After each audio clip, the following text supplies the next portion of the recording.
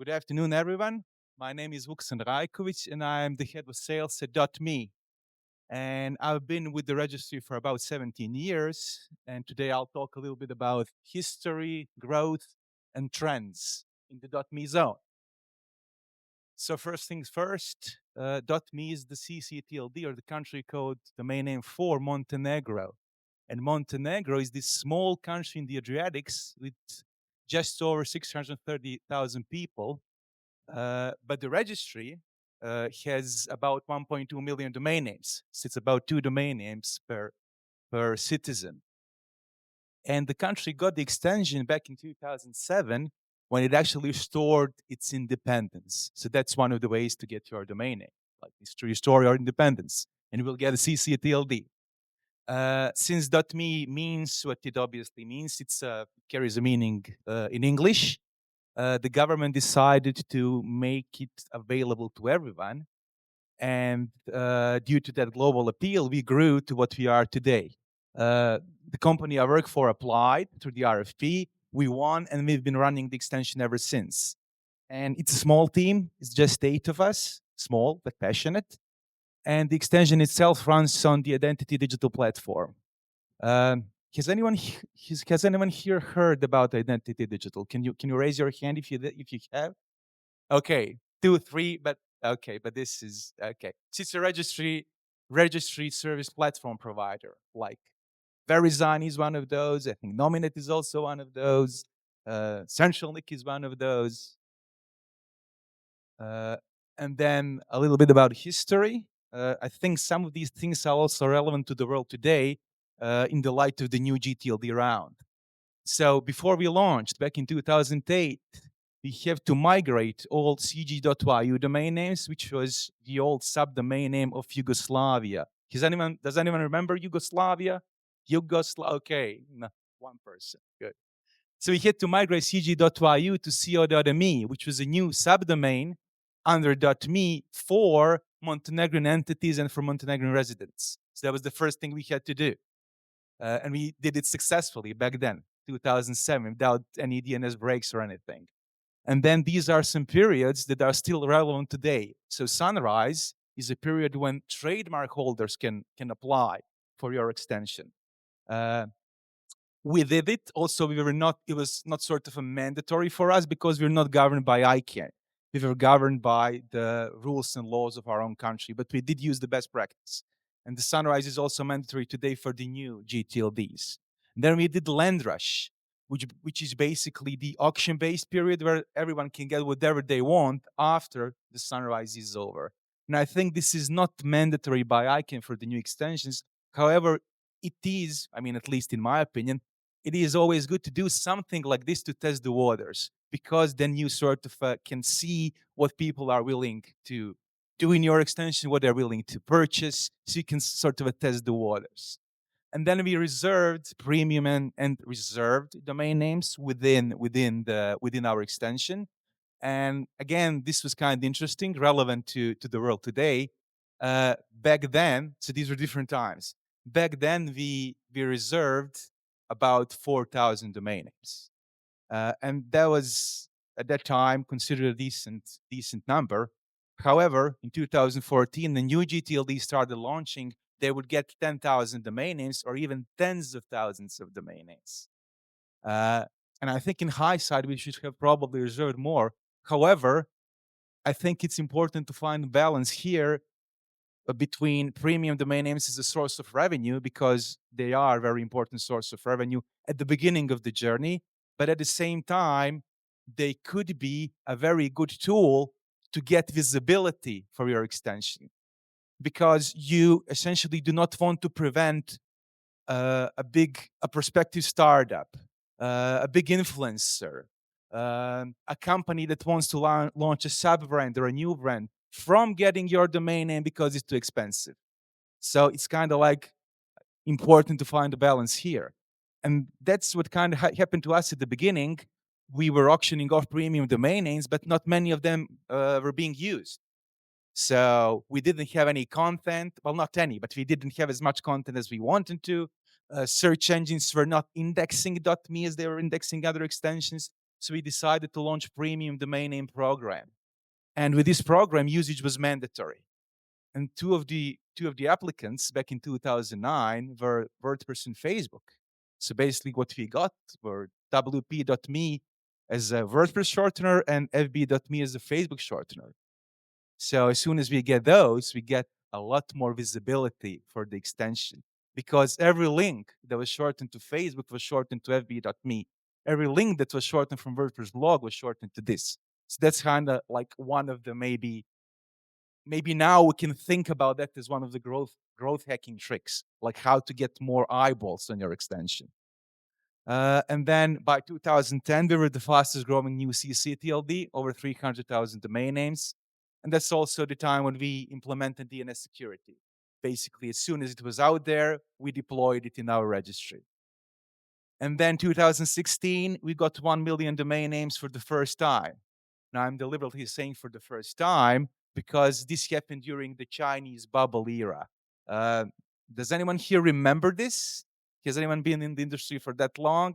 Okay, besides Johnny, okay, nobody else. Basically, what happened here was there was like an e-commerce boom in China, plus the launch of new GTLDs. So there was like a big spike. People started registering, investing in domain names in China. So what you get was a big spike, but then the renewals were not as you would expect. So we grew to 1 million domain names, and then we would sort of fall behind that fairly quickly, pretty much the next year. 2018 and 19, we introduced internationalized domain names, registry lock. This didn't really contribute that much to the growth, but it did made us truly global because now you could register .me in pretty much any language in the world, and brands could protect their assets with the registry lock. And then when the COVID hit, from 2020 to up until 2023, we grew a lot. As you guys know, it was the times when basically 5 or 6 years of business activity had to be crammed into 2.5 years, and people and businesses had to have domain name to be online. And we grew to about 1.2 million during COVID. And then finally, 2021 and 22, we were voted the best small company in the country. And we also received CSR, well, Community Award for the CSR contributions, which is called Iskra, roughly translated to Spark in English. And now, since image is worth 1,000 words, this is a graphic representation of our growth, pretty much from the beginning, from 2008 up until Q3, I think beginning Q3 2024. It's more or less steady growth with certain dips and peaks. And these dips and peaks pretty much coincided with the major events in the industry. And I think it's kind of like relevant to the world today because the history often repeats itself. So probably some things that you see here are going to repeat throughout the domain name journey. So for instance, 2010, you see a slight dip here. That's when .co relaunched. So .co decided to do the same thing, to make their extension globally available. And it took up pretty much a lot of space across all the registrars. So we see a certain dip here. Now we cannot say 100, we cannot be sure 100% that like this was entirely due to the .co launch, but it's a fairly good guess. And then you have the same thing here in 2014. That's when new GTLDs launch. And then the Chinese Bible I talked about, that's this thing here. So you see, we grew quickly, 2015, 2016, but then as soon as those domain names come up for renewal, then there was a drop because the renewal obviously wasn't as expected. And then sort of a steady growth, not as fast as before, up until COVID. And then we have COVID here, and again, you will see the drop, but their drop is not as severe as Chinese bubble. So we still stayed around 1.1 maybe here, 1 point maybe 1.2. We had to sort of consolidate the marketing budget because again, this was not expected. And then again, there's a slight peak here. So we were growing again from the Q3 2024. And then if I go further, so this is pretty much the sort of a central slide of the presentation. This is the year-over-year comparison of some major KPIs in the registry. Uh, I'll just go through them. So this here is domain names under management. So this is the total number of domain names in the registry. This is the number of registrars or vendors, as some of them I call them. This is how many domain names we create per month. This is the renewal, the revenue from premium domain names under DNSSEC, and the registry lock. And as you can see from the slide, we are in a good place right now because all of them are increasing. However, mind that this is just a snapshot of the registry at a given date. So this is just a snapshot on September 1st, 2025 versus snapshot on September 1st, 2024. Registry is the living pulsating organism, and things often change, and you're sometimes not aware of the change until a few weeks or a month have passed. So for instance, we know for sure, since we have historical trends, that this number and this number here usually grow in September plus Q4 minus December. So that means that this number here will be bigger, but again, it has to be compared against this number here, which again will be greater. So we expect that the change of the domain names under management by the end of the year will be probably closer to 5% than to 6.5%. And the same applies to average monthly creates. So that's why you need to, if you're running a registry, you need to sort of have these things in mind. And then if you look at some other KPIs here, for instance, we know for sure that this number is going to increase because this number here is operational registrars or registrars that are in production, but we know that we have about 30 of them in ramp up.